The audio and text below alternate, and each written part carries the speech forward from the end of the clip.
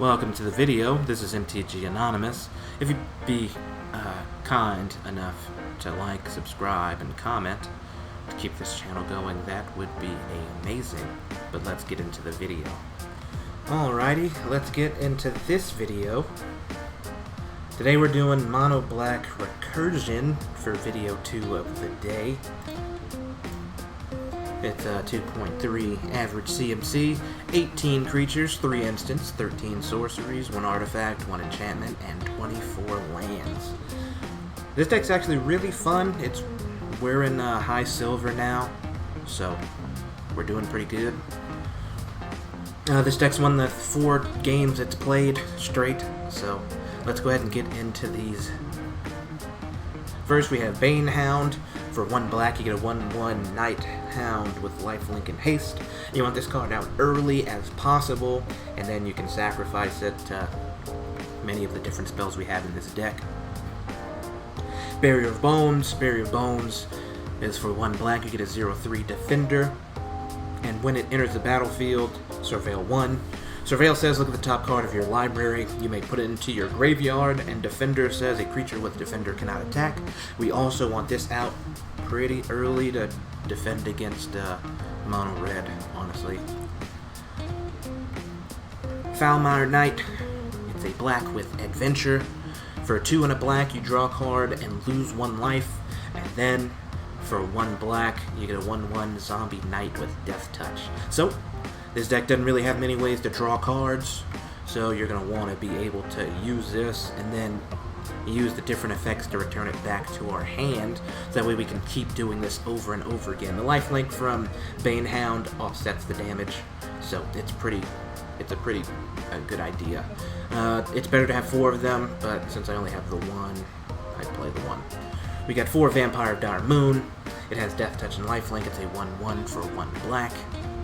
Death Touch says any amount of damage a source with Death Touch deals to a creature is enough to destroy it, and lifelink, damage dealt by a creature, planeswalker, or spell with lifelink also causes its controller to gain that much life.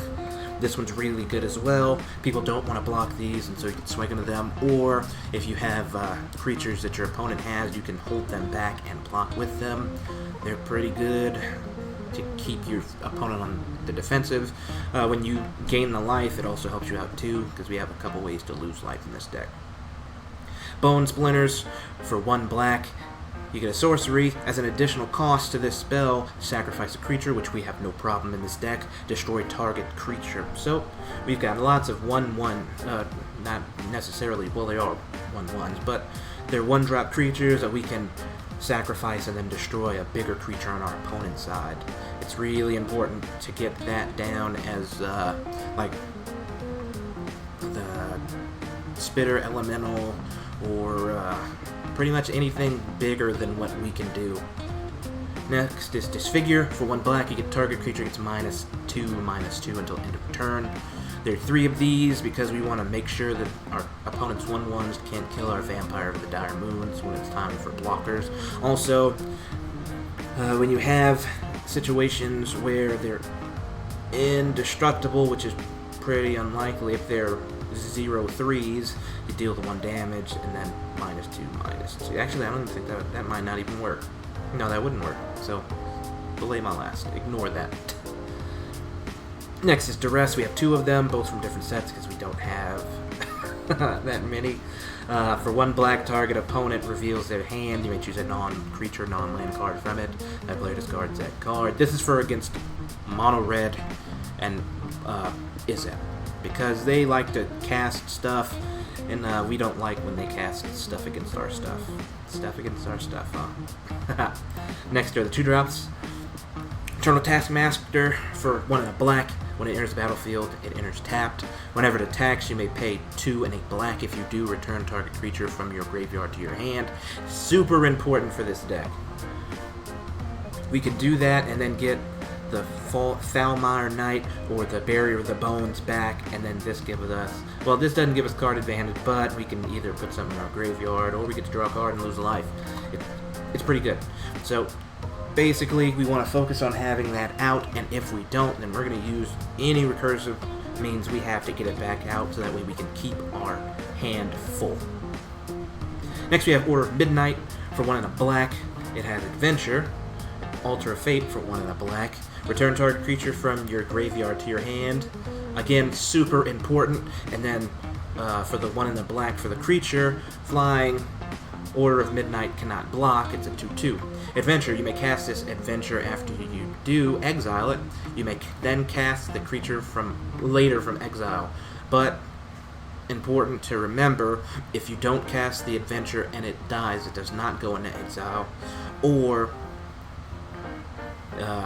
if it gets exiled from the battlefield, it cannot be returned using the Adventure ability. Only if it went into exile from Adventure will it be able to return. And then flying, creature with flying can't be blocked except by creatures with flying or reach. This is important. If you have 2 of these out and you have a creature that has flying on your opponent's side, you swing, let the first one die, play the second one using the Altar of Fate ability, return that one to your hand, then play the one that's in exile. Boom. And you can keep doing that over and over and over again. If you have sacrifice effects, then that also works pretty well. Whispering Snitch for 1 and a black. You get a 1/3 Vampire Rogue.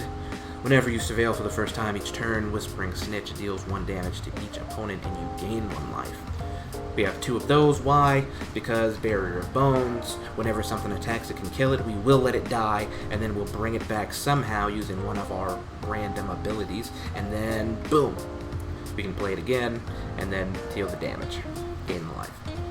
8 Fallen for 1 of the black. Choose 1 or both.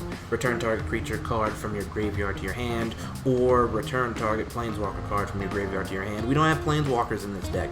We want this to go as fast as possible, and the planeswalkers in black are not very quick. So, return target creature from your graveyard to your hand. Again, we're going to grab one of these, the little 1/1s, or the 0/3, and then we're going to play them as soon as possible. Next we have Soul Salvage for 2 and a black. Sorcery, return up to 2 target creature cards from your graveyard to your hand.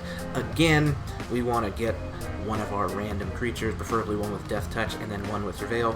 So grab the Foul Knight and the Barrier of Bones, or grab the Order of Midnight because you don't have another one. Stuff like that. Unholy Indenture for 2 and a black. Enchantment Aura, enchant creature. When enchanted creature dies, return that card to the battlefield under your control with a +1/+1 counter on it. So, I learned watching a stream, shout out to Elizabeth Eden, and then I'll make sure I time mark that. Up in the right hand corner will be a link to her YouTube page. But I learned if you attach that to your opponent's creature and it dies, it comes back to the battlefield on your side, and that's really important. We can do stuff like take Niv Mizzets, which that happened, take other creatures. We can even take Kenrith the Returned King. Again, happened. And then boom. Now it comes back on our side, and we can use the black effect from it. Dead Revels for 3 and a black. Return up to 2 target creature cards from your graveyard to your hand, or you can Spectacle for 1 and a black. We're always going to Spectacle this card, because there'd be no reason to pay this for 4 when we have it for 3. So, and then Spectacle, you may cast this spell for its Spectacle cost rather than its mana cost if an opponent lost life this turn. Of course, there are multiple ways to lose life from this deck, from the Whispering Snitch, or from dealing damage with the Death Touchers, since people don't like blocking them. Doom Whisperer is next for 3 black and a black. You have Flying, Trample, pay 2 life, Surveil 2. So, again, Surveiling, it's in here for that, but it's also a 6/6 with Flying and Trample. So if people try to block us with any flyers they have, like the Great Waker, they'll die, and then we'll be able to pay 2 life, Surveil 2, and then we'll gain 1 of the life back. So, Trample. A creature with Trample can deal excess combat damage to the player or planeswalker it's attacking. Cavalier of Night. Again, Elemental Knights will go in every single deck. For 2, a black, and a black. You get a 4/5 Elemental Knight with lifelink. When Cavalier of Night enters the battlefield, you may sacrifice another creature. When you do, destroy target creature an opponent controls. We don't care about discarding or sacrificing creatures, which in fact we want to do that, so yes. Then, when it dies, return target creature card with converted mana cost 3 or less from your graveyard to the battlefield. So, again, we're going to recur one of these Death Touchers.